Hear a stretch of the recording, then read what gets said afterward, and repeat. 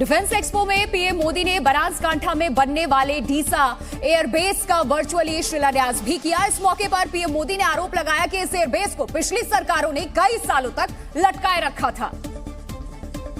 उन्होंने कहा कि एयरफील्ड के लिए गुजरात सरकार ने साल 2000 में ही जमीन दे दिया था, लेकिन 14 साल तक मामला लटकता रहा। ये वायुसेना का 52वां स्टेशन है और अंतर्राष्ट्रीय सीमा से केवल 130 किलोमीटर दूर है। पीएम मोदी ने कहा कि डीसा एयरफील्ड का निर्माण देश की सुरक्षा और क्षेत्र के विकास के लिए अहम साबित होगा।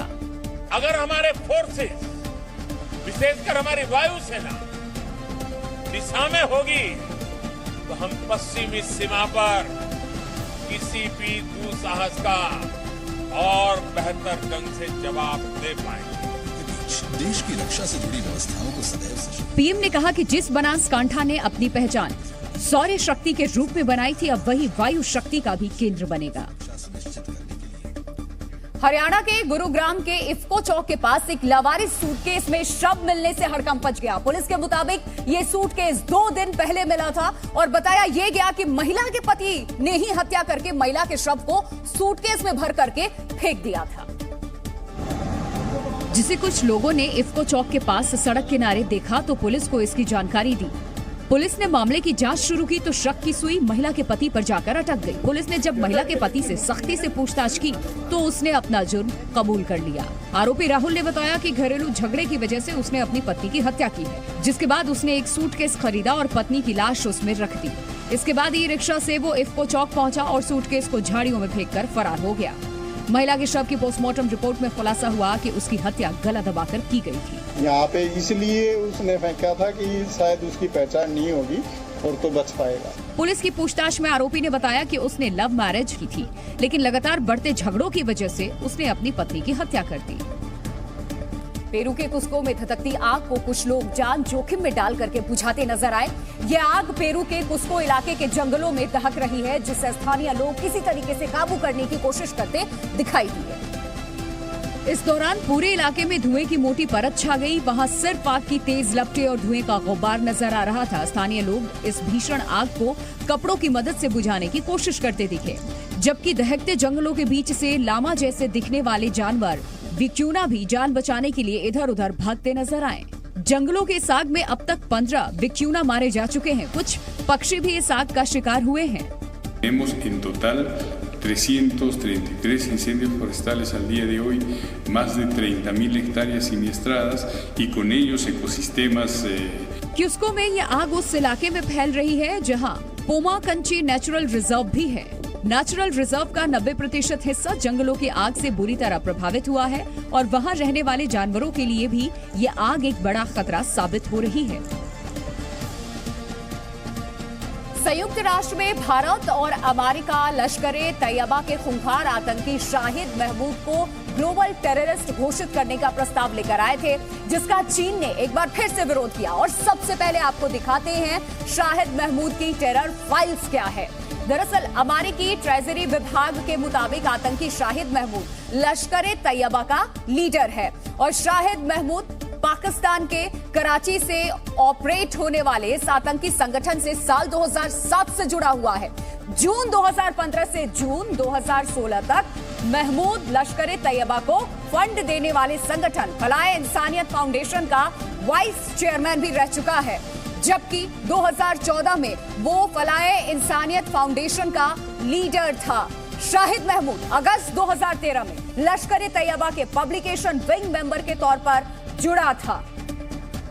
लेकिन इन सब के बावजूद चीन इस पाकिस्तानी आतंकी को बचाने की कोशिश कर रहा है। हालांकि इससे पहले भी चीन कई बार पाकिस्तान के आतंकवादियों को बचाने का काम करता रहा है और इस साल जून में हाफिज सईद के बहनोई और आतंकवादी अब्दुल रहमान मक्की को सुरक्षा परिषद की ग्लोबल टेररिस्ट लिस्ट में शामिल करने पर चीन ने अड़ंगा लगाया था। और इसके बाद अगस्त में चीन ने भारत और अमेरिका की ओर से पाकिस्तान के पैसों पर पलने वाले जैश-ए-मोहम्मद के कमांडर अब्दुल रऊफ को वैश्विक आतंकी घोषित कर उस पर प्रतिबंध लगाने वाले प्रस्ताव को रोक दिया था। और यही नहीं, चीन ने तो पाकिस्तान और संयुक्त राष्ट्र के प्रतिबंधित आतंकवादी जैश-ए-मोहम्मद के सरगना मौलाना मसूद अजहर पर भी बैन लगाने के प्रस्ताव का विरोध किया था। और देश के कई हिस्सों से कुत्तों के काटने की घटनाएं सामने आ रही हैं। महाराष्ट्र के ठाणे में आवारा कुत्ते के काटने से 2 साल की बच्ची और सोसाइटी का एक शख्स घायल हो गया। ये दोनों घटनाएं सीसीटीवी कैमरे में रिकॉर्ड हो गई।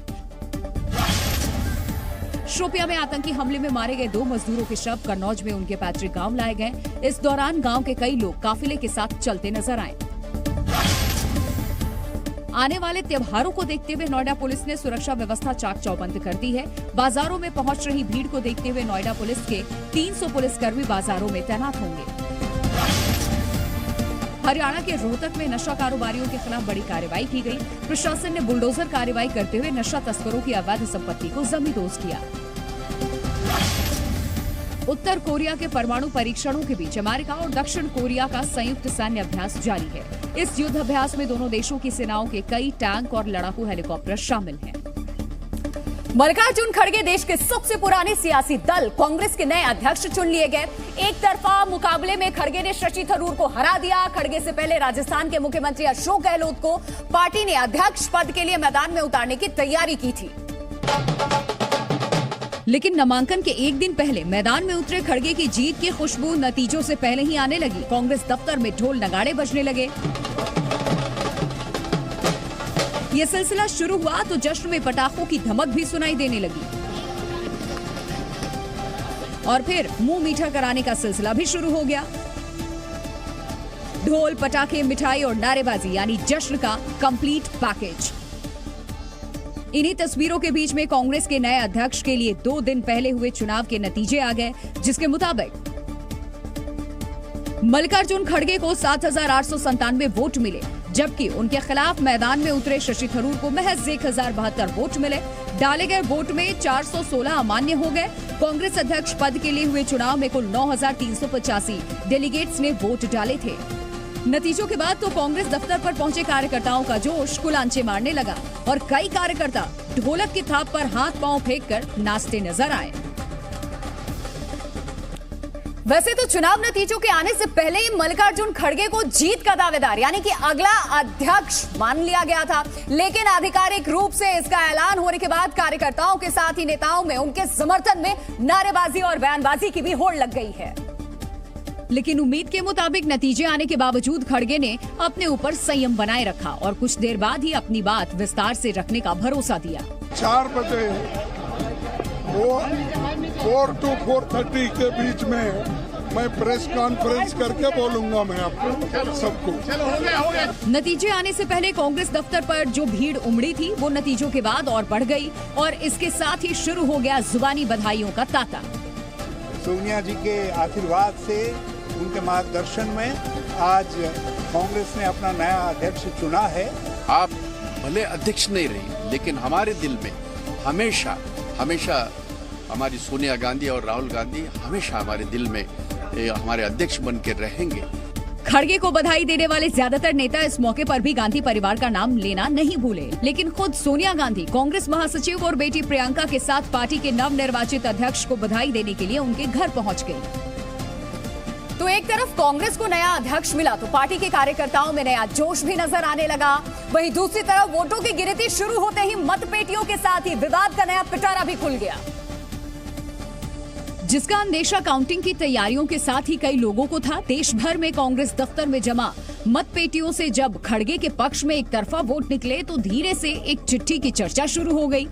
बताया गया कि ये चिट्ठी अध्यक्ष पद के उम्मीदवार शशि थरूर की तरफ से उनके काउंटिंग एजेंट सलमान सोज ने लिखी थी, जिसमें यूपी, पंजाब और तेलंगाना में फर्जी वोटिंग और धांधली का आरोप लगाया। चूंकि यूपी कांग्रेस की प्रभारी प्रियंका गांधी हैं और वहीं से सोनिया सांसद हैं, इसलिए इस पर बवाल तो होना ही था। हालांकि इस शिकायत पर इलेक्शन अथॉरिटी के चेयरमैन मधुसूदन मिस्त्री ने कुछ भी बोलने से इनकार कर दिया। अभी कुछ नहीं, मुझे देखने दो। लेकिन गांधी परिवार और खड़गे पर उंगली उठे तो विवाद इतनी जल्दी तो खत्म नहीं हो सकता था।